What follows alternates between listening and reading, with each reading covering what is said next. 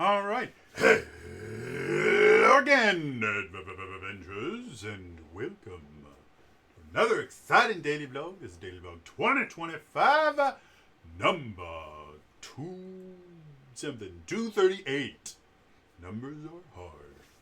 So, today, we have got two, massive crowdfunding things for TTRPGs that I don't know if both of them launched today, because one of them has a shorter crowdfunding period than the other. But I got notified about them in my email because I had signed up for both of these to be notified when they went live.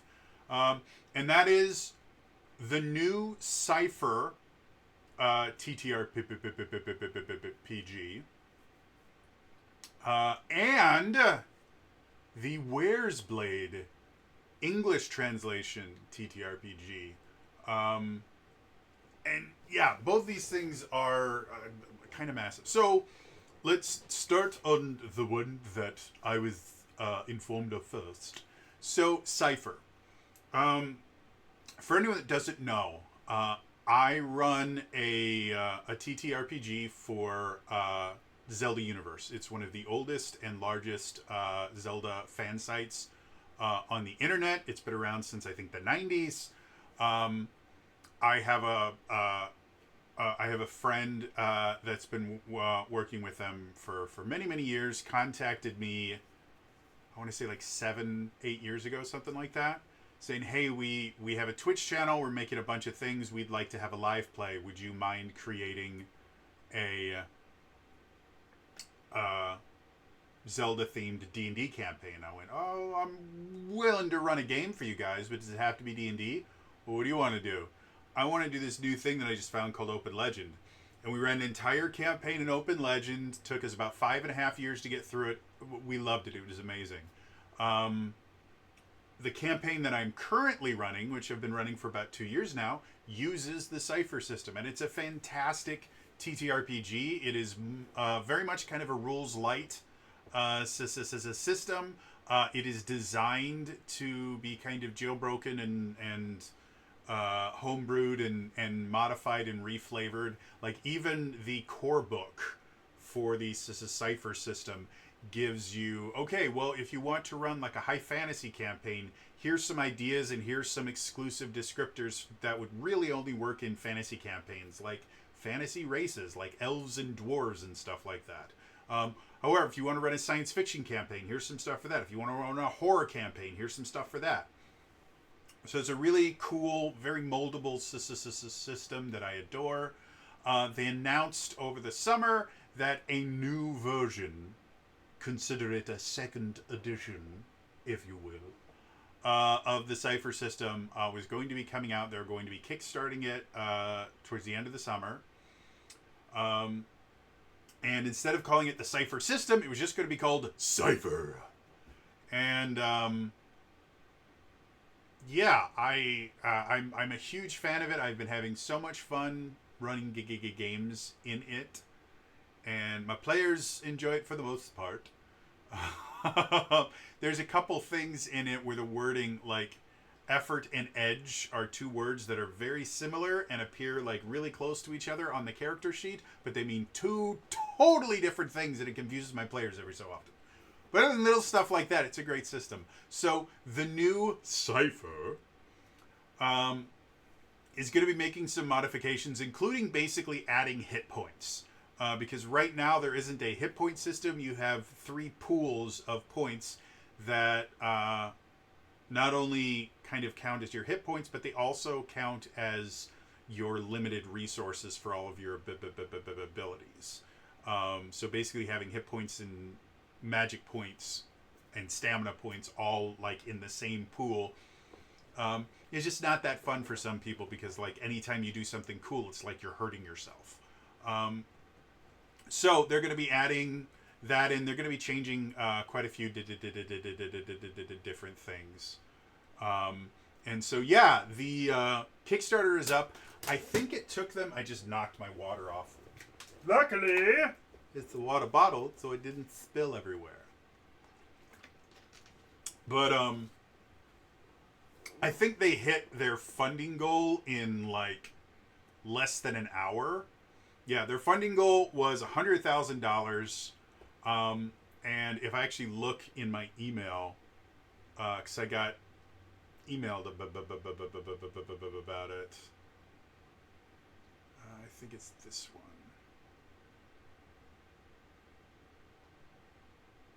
So yeah, I got the email that it was launched at 10:12 a.m. and then at 11:26 a.m. I got the email, oh, by the way, it's funded. And it takes a little bit of time for them to be able to write that. So yeah, it was basically funded in an hour. Right now, they're looking at about 300% of their funding goal, and they still have a month left. Now, one of the things that I really, really like about this is there's a bunch of different funding levels, and each one gets you different stuff. And they have two different kind of types of pledges you can make. You have the print and PDF ones, which are more expensive because you're getting a physical book, or you have just the PDF only ones. And the top pledge level for PDF only is called All In. And the reason I'm specifically calling this one out is effectively it's $90, which is not cheap. However, for $90, not only do you get PDFs of basically anything that happens because of this campaign, which right now it's looking like the campaign itself is funding the Cypher System character book and then the Cypher System GM book. So the current Cypher System, or the Cypher character book and the Cypher GM book, it's no longer the Cypher System. The current Cypher System, you just have one book that covers everything. And for Cypher, they're splitting it into two books so they can put a little bit more in each book. And they're going to be updating their bestiary. So for $90, you can get PDFs of both of those books, plus almost every other Cypher System book that has ever been published. The All-In includes... the one thing that annoys me about this is they don't actually list all the titles in this. They just list them like this. But the existing Cypher System rulebook, so if you've never played the Cypher System, you don't own it, this is a great way to get basically the entire system, which they claim is about a $500 value if you want to buy all these individually, like through the Monty Cook store or something. So the existing Cypher System rulebook, which is a fantastic rulebook, I think I've done an in-depth review on it. If not, I probably should. Then, the existing Adventures library in PDF. So effectively, all the different printed adventures for the Cypher System. The existing Setting Books library in PDF. And those specifically, I'm going to see if I can't, because the picture is really bad, or really small. The settings are Predation, which is dinosaurs, humans and dinosaurs. Unmasked, which is a superhero style one. God's Fall, which is about being effectively demigods. Another one I can't read. First Responders, it's exactly what you think it is. Gunslinger Knights. Again, it's exactly what you think it is, and it sounds amazing. That's actually one of the ones I don't own. And then three different I think it's plane break or something like that. It's basically interplanar ones where it's all about different planes of reality and stuff like that. I know I have at least one of those. I might have all three of them because I backed that particular Kickstarter. So that in and of itself, very cool. But then, in addition to the existing setting books, you get the existing genre books, which are different. And those are things like God-Forsaken, which is kind of post-apocalyptic style, fantasy post-apocalyptic style stuff. The Stars Are Fire, which is your more science fiction style stuff. Another one I can't read, Claim the Sky, which is more superhero, but it's not like Unmasked is very kind of comic book-esque. Whereas Claim the Sky is a little bit more kind of generic superhero, which I know sounds weird, but it's a thing. And then four others that I can't read, but one definitely gives me kind of Weird West vibes. One of them looks very cyberpunk. One of them looks like actual post-apocalyptic stuff, and the last one I just can't read it because the stuff is just so small. Let's see if getting it bigger makes it easier to see. I wish they had higher quality images so I could read this shit. Nope, I have no idea what the rest of this shit is. So that pisses me off. But, and then in addition to that, you get the Cypher GM's Guide, the Cypher Bestiary, the Cypher Fantasy Character Creation Zine. I don't know what that is. The Cypher Science Fiction Character Creation Zine.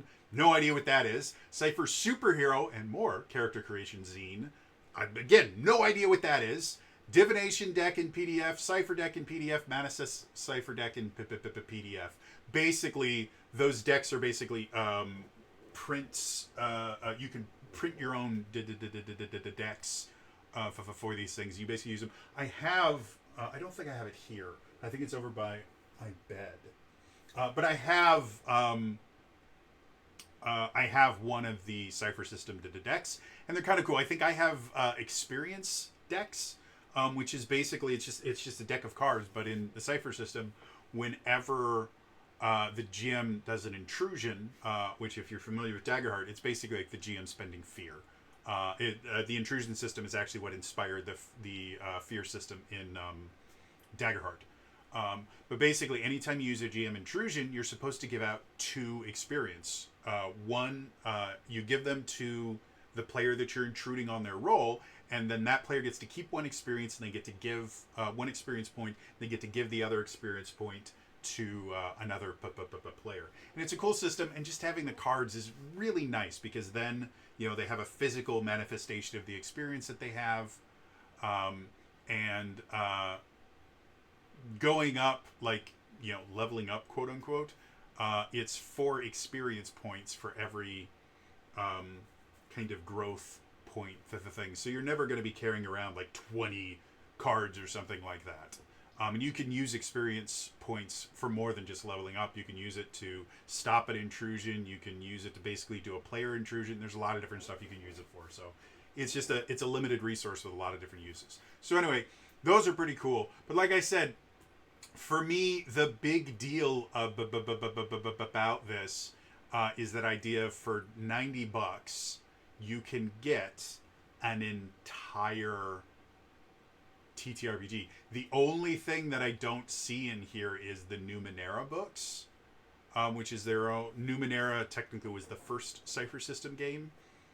They Monty Cook created Numenera, and then after Numenera got popular, they kind of genericized it and turned it into the Cypher System, and then it's been used over and over and over again to create all these different subgenres and different campaign settings and stuff.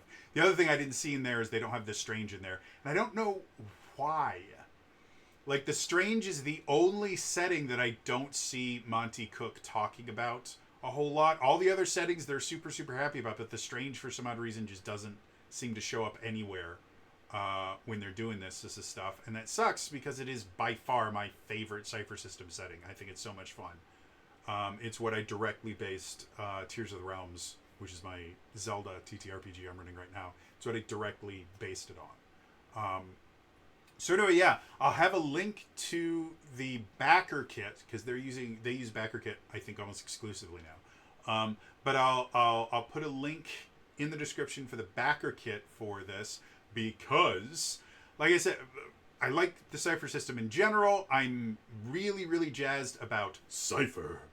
And want to see it do well. But in addition to that, if you are like me and you enjoy collecting TTRPGs, this is a complete TTRPG or near complete TTRPG. Every single iteration, as far as I can tell, aside from it looks like the Strange and Numenera. And it's possible those might be in there and they're just not listed in the picture because, again, they don't actually list what books are in there. They just, for legal purposes, I can guarantee anything that has a picture of it on there has to be included in there because otherwise they can get accused of either fraud or false advertising. So I'll guarantee that those things are in there. And if there's more than just that stuff, it's an even better deal. Again, $90 if you just wanted the a PDF of the two new of just the two new books, the Cipher character, the character rulebook, and the GM's guide. That's $35 for your pledge. So basically, for an additional 55, effectively, if my math is right, yeah, additional $55, you are getting the entirety of the current Cipher system, and a lot of it, because the changes are not going to be so massive that the older content is completely useless. You'll have to do a few modifications, but that's really it. So it's not like this is, well, it's a dead RPG because in a year we'll have a new one. No. I mean, first of all, people are still playing first edition Dungeons and Dragons and basic Dungeons and Dragons from 40 plus years ago. So it's never going to be a dead system just in general. But a lot of the stuff that you're getting in this all into the thing is going to be useful for the new system as well. Like, you guys watched me run a Daggerheart game using an old D&D adventure. Modifying adventures into new systems and stuff like that is significantly easier than having to like create an entirely new adventure or anything like that, as long as you kind of know what you can keep and what you can't. So yeah, like I said, that I'm super excited about, but is that the only thing?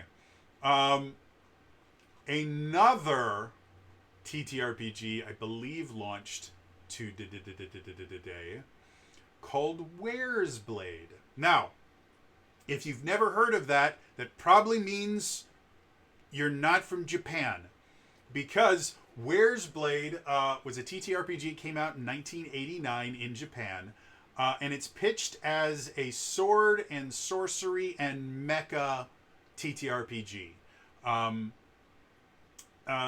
What it is it has kind of like classic fantasy style characters like warriors and wizards and stuff like that, and also giant robots. So there's magic and swords and robots, and yeah, it apparently was incredibly popular. Like, their little tagline description they have here. Where's Blade is a landmark Japanese fantasy TTRPG that helped define an entire era of tabletop gaming. Published in 1989, it was the first major mecha RPG to see commercial release in Japan and an integral part of a sprawling multimedia franchise stretching across 19 TTRPG rulebooks and supplements, 96 novels, 6 audio dramas, 3 setting guides, 2 video games, and 4 decades of history. And apparently it's still, well, let's put it this way. Even today, the Where's franchise maintains a deeply committed fandom thanks to its unique setting and vast array of distinctive fighting machines. So I don't know if that means that people are still playing it or it's actively being supported in Japan. I would assume the latter, or the former rather than the latter. But we're finally getting an English language translation of it, and it looks pretty cool. One of the things you could get on the Kickstarter page without doing anything is you can just download a kind of quick start guide to it. Explains the rules. It gives you some very, very basic character creation instructions and a character sheet so that if you wanted to try and build a character, you theoretically could. They don't really explain the full act of creating a character. They just kind of show you a couple things. So I don't know if I could build a character, and I'm really good at this. I don't know if I could build a character with it, but it did have enough in there that I could get an idea of how things worked. And the system itself is interesting, to say the least. It is definitely a system that I would be interested in trying. And again, it's something that I'm, once I have the money, I'm definitely going to be backing. Both of these, like I said, I believe they started today. The Where's Blade Kickstarter goes through September the 18th, which is 23 days away. So you have a little bit of time further than that one. And then the Cypher system backer kit goes till September the 26th. So you have a full month for that. So both of these, you've got a decent amount of time to figure out if you want to back them or not. But again, for people like me that like collecting TTRPGs, especially ones that are very different, Where's Blade specifically is definitely uses a single D10 roll for all of your resolutions. It doesn't use 2D10. It doesn't use a D20 or anything like that. It's just a D10 for the roll. So it definitely plays differently than most TTRPGs on the market right now. And it has an interesting luck mechanic where one of your stats is luck. And what it is it's a numerical number. Like, say you have like 4 luck or something. I haven't looked through the quick start guide enough to figure out exactly what starting luck would look like, but 4 is an easy number to use. When you are deciding to do something and you need to make a roll, you roll 1d10, and depending on the difficulty, if you meet a roll higher than the difficulty, you succeed. Well, if you decide to spend luck, you roll additional d10s and add them to it. But if things go poorly when you roll luck, then even more bad things can happen. So it has kind of like, not really a gambling, but a pushing your luck style rolling system that I really think is interesting. The other thing that's kind of interesting about it, to get a critical hit in this game, you have to roll a 10 on your dice. Pretty simple. It's the same as getting a crit in most other D20 based ones. You roll the highest number. But in order for it to count as a crit, if you roll multiple dice, all of them have to roll the highest number. So the more dice you roll, the better a chance you have of hitting your target number so that you succeed, but the lower chance you have of getting a critical hit.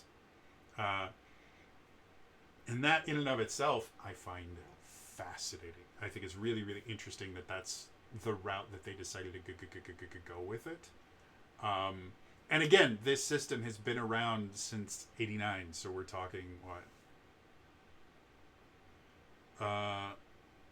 Almost 40 years. We're a little shy of 40 years. Can't believe it took me that long to figure that out. Yeah, this is a system that's been around. And again, it's not just a TTRPG system. They released 19 different books for it. There was 96 novels that were basically written in this world. And then 6 audio dramas and 2 video games. I mean, that's really cool, to be honest.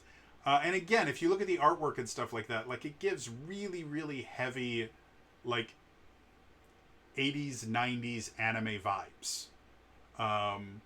But that's not really surprising because it probably inspired, since it came out in '89, it probably inspired quite a few animes from the 90s, in the same way that Record of Lodoss War inspired a lot of anime, or D&D technically inspired a decent number of anime, because it inspired Record of Lodoss War, and then Lodoss War, basically, it was one of the first, if not the first, fantasy anime.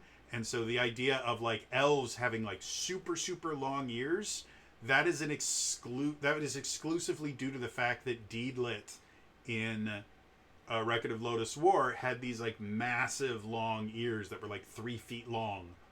And that's why when you look at Japanese media, anytime they have, like, elves or things like that, they have these crazy, super, super long ears, as opposed to, like, elves in kind of Western media, where they're just kind of a little bit pointy-eared. But they have normal-size ears, they're just pointy. Or they might be, a little bit larger than average, but they generally don't go higher than, like, your head. And that's just not how it is, and that's entirely because of Record of Lodoss War. And so I would assume Where's Blade probably influenced things like... Thank you, phone. Vision of Escaflowne, which was a cool anime series in the 90s that had an English dub that didn't do super well over here, and I thought, and so I don't think we ever got to see the end of it. I think it was pulled off of, because it was on Fox Kids, because that's where all the animes were until Pokemon went over to Kids WB. Yeah. Anyway, like I said, I thought it was really cool that we have two pretty interesting TTRPGs, one of which is giving you a shit ton of stuff if you can afford $90. And yeah, interested to hear from you guys. First of all, do I have any Cypher players out there? Because yeah, I know people that play the Cypher system because I'm heavily involved with the Cypher system just in general. But most of the people I know that play the Cypher system play it because I taught them how to play it. So I'd be interested to find out if I have any of my fans that actually play this as a Cypher system. And another one, is anyone actually familiar with Where's Blade? Because I'd be interested. I didn't know it existed until it was announced at Gen Con, and I started following it at the same time I was following the Sword World stuff, which I've known about Sword World for much longer. Yeah. Anyway, put all the stuff in the comments down below. Feel free, like I said, to use the links in the description. I guess I should mention, I'm in no way associated with Monty Cook Games or Lion Wing Publishing is the people that are doing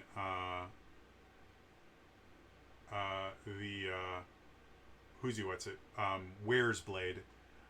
So I'm in no way associated with either of these two groups. I do not get a kickback or anything from the links. Like, I'm not an affiliate or anything like that. These are just two projects that I believe in strongly and want to see them do well. By the way, both of them hit their funding goals in, an hour or two. So both of them are going to be a big thing.